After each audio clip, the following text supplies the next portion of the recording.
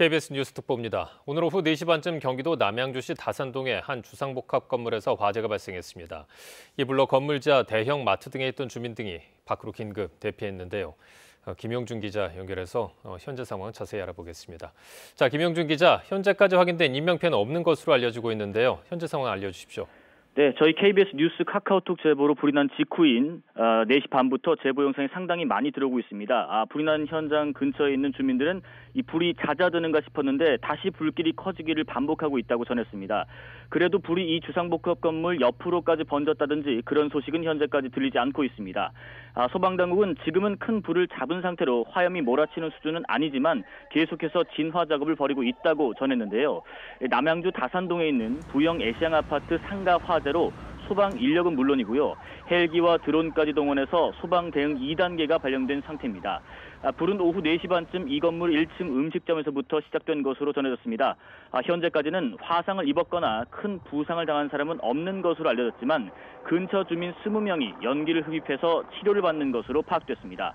또 한때 소방당국에서는 대응 3단계 상향까지 검토했었는데요. 일단은 2단계를 유지하는 것으로 정리하는 등 상황이 아직까지 안심할 단계는 아닌 것으로 보입니다.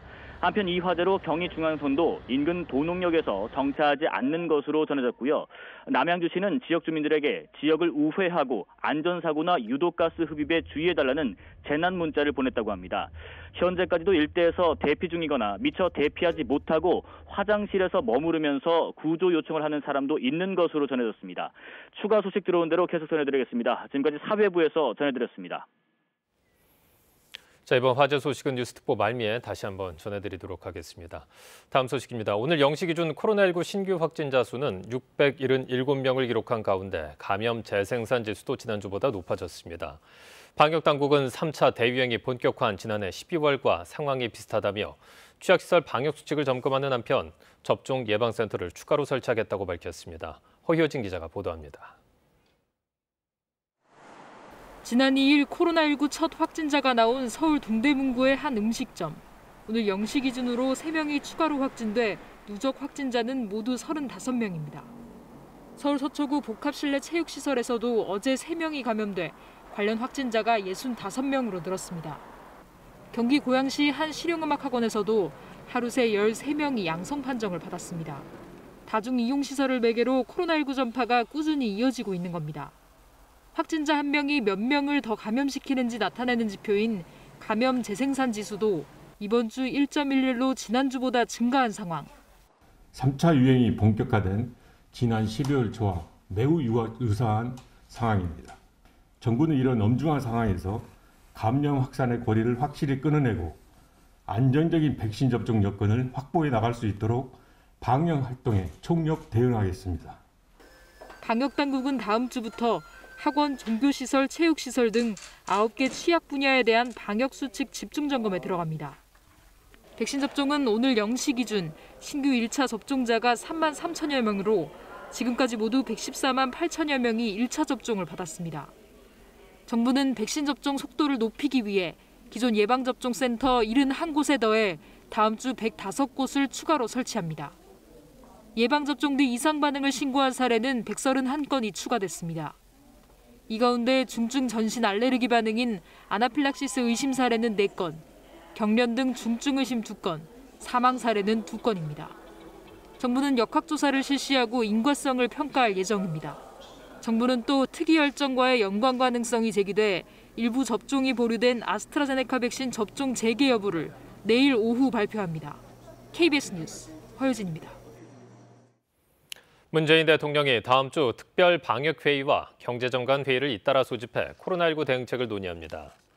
청와대는 다음 주 월요일 문 대통령이 특별 방역 점검 회의를 주재하고 백신 수급 계획을 포함한 방역 대응 전략을 점검할 계획이라고 밝혔습니다. 15일 목요일에는 확대 경제장관 회의를 소집해 경제 상황과 주요 전략 산업의 현황을 확인하고 대응 방안을 마련할 계획입니다. 정치권 소식 전해드립니다. 4.7 재보궐선거 결과를 두고 민주당에서는 초선 의원들을 중심으로 이른바 조국 사태 반성문 등 쇄신론이 쏟아지는 가운데 일부에선 반발도 나오고 있습니다. 국민의힘은 차기 당권을 놓고 중진과 초선 의원들 간 갈등 조짐도 보이고 있습니다. 정하영 기자가 보도합니다. 내로남불 수렁에서 빠져나오겠다며 쇄신과 소통을 약속한 민주당 비대위. 하지만 초반부터 비대위원장의 친문계 핵심 의원을 앉힌 걸 두고 이게 쇄신이냐는 반발이 터져나왔습니다. 2030 의원들과 초선 의원들은 재보선 참패 반성문을 발표했습니다.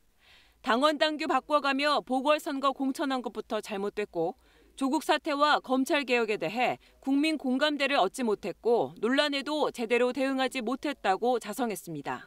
그러면서 필요하다면 초선들도 차기 지도부 선거에 나설 수 있다는 뜻을 밝혔습니다.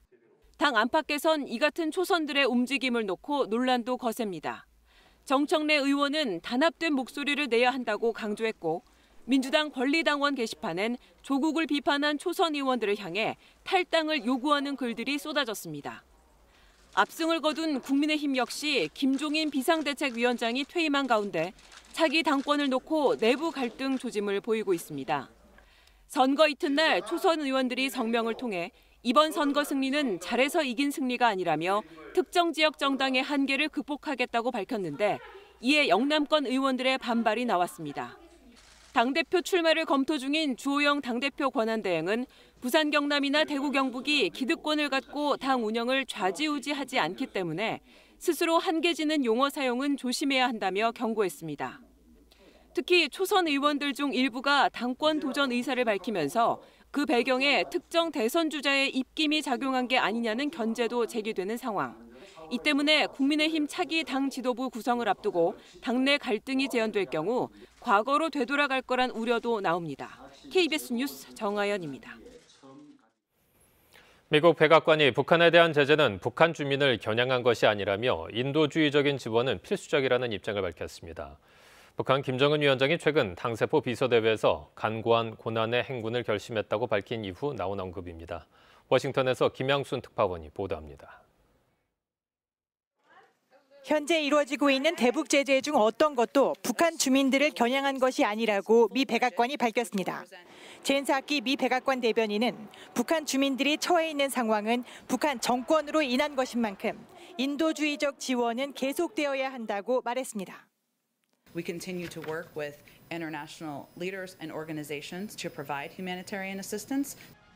백악관은 이어 북한의 핵 야망에도 불구하고 인도주의적 지원은 본질적이고 필수적이라고 믿는다고 덧붙였습니다. We believe is important and vital to do from a humane standpoint, even while we have issues with their nuclear aspirations. 이는 북한 김정은 국무위원장이 올 초 최악의 난국이라고 표현한 북한 경제 상황을 두고 미국의 대응을 묻는 질문에 대한 답변으로 북핵 문제와는 별개로 국제사회의 인도적 지원은 계속해 나가겠다는 뜻을 강조한 것으로 해석됩니다.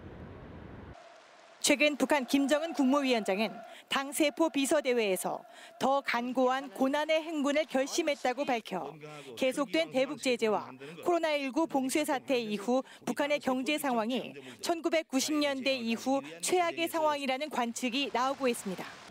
워싱턴에서 KBS 뉴스 김양순입니다. 자, 이번에는 남양주시 주상복합 건물 화재 소식 다시 취재기자 연결해서 알아보겠습니다. 김용준 기자, 앞서 안심할 수 없는 상황이라고 말씀해 주셨었는데 추가된 내용이 있습니까? 네, 현재는 큰 불은 또 잡혔다고 소방당국이 알려왔습니다. 하지만 불이 난 직후였던 4시 반쯤부터 저희 KBS 뉴스 카카오톡 제보로 화재 제보 영상이 상당히 많이 들어왔었습니다. 불이 난 현장 근처에 있던 주민들이 불이 잦아드는가 싶었는데 다시 불길이 커지기를 반복했다고 전했고요. 그래도 이 불이 주상복합 건물 옆으로까지 번졌다든지 그런 소식은 현재까지 들리지 않고 있습니다. 다시 한번 말씀드리지만 소방당국은 지금은 큰 불은 잡은 상태로 화염이 몰아치는 수준은 아니지만 계속해서 진화 작업을 벌이고 있다고 전하고 있습니다. 남양주 다산동에 있는 부영 애시앙 아파트 상가 화재로 소방 인력은 물론이고요. 헬기와 드론까지 동원된 소방 대응 2단계가 발령된 상태입니다. 불은 오후 4시 반쯤 이 건물의 1층 음식점에서부터 시작된 것으로 전해졌습니다. 현재까지는 화상을 입었거나 큰 부상을 당한 사람은 없는 것으로 알려졌지만 근처 주민 20여 명이 연기를 흡입해서 치료를 받는 것으로 파악됐습니다. 또 한때 소방당국에서는 대응 3단계 상향까지 검토했다가 일단은 2단계를 유지하는 것으로 정리하는 등 상황이 급박했었습니다.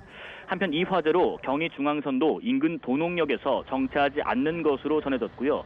남양주시는 지역 주민들에게 지역을 우회하고 안전사고나 유독가스 흡입에 주의해달라는 재난 문자도 보냈다고 합니다. 현재까지도 일대에서 대피 중이거나 미처 대피하지 못하고 화장실에서 머무르면서 구조 요청을 하는 사람도 있는 것으로 전해졌습니다. 추가 소식 들어온 대로 계속 전해드리겠습니다. 지금까지 사회부에서 KBS 뉴스 김용준입니다. 내일까지는 맑고 따뜻하겠습니다. 일교차가 커 내일 아침에도 서울이 8도까지 내려가는 등 쌀쌀하겠는데요. 내일 한낮에는 서울 22도 등 오늘보다 3, 4도가량 기온이 높아 대부분 지역 20도를 웃돌겠습니다. 모레 월요일에는 전국에 비가 내리겠습니다. 월요일 비가 내리기 전까지는 대기가 매우 건조하겠습니다. 수도권을 비롯한 내륙 지역 곳곳에 건조주의보가 계속되고 있는데요. 산불 등 화재가 발생하지 않도록 계속해서 조심하셔야겠습니다. 현재 남부지방으로만 높은 구름이 다소 지날 뿐 대부분 지역 맑은 하늘입니다. 밤부터 안개가 짙어지면서 내일 아침 서해안과 내륙 지역엔 짙은 안개가 끼는 곳이 많겠습니다. 내일 중부지방은 오후부터 구름이 점차 많아지겠고 남부지방은 밤부터 구름이 많아지겠습니다. 내일 전국의 미세먼지 농도는 보통에서 좋음 단계가 예상됩니다. 내일 아침 서울이 8도, 대구가 5도 등 내륙 지역은 5도 안팎까지 내려가 서리가 내리는 곳이 있겠습니다. 농작물 피해 없도록 대비하셔야겠습니다. 한낮에는 서울과 광주가 22도, 강릉과 대구 21도로 오늘보다 3, 4도가량 높겠고 동해안 지역도 20도를 웃돌면서 따뜻하겠습니다. 바다의 물결은 제주 해상에서 최고 3m까지 높게 일겠습니다. 월요일에는 전국에 비가 내리겠는데요. 월요일 아침 제주와 서해안 지역부터 비가 내리기 시작해 월요일 오후에는 전국에 비가 내리겠습니다. 비는 화요일 오전 대부분 그칠 것으로 예상됩니다. 기상정보였습니다. KBS 뉴스 특보를 마칩니다. 고맙습니다.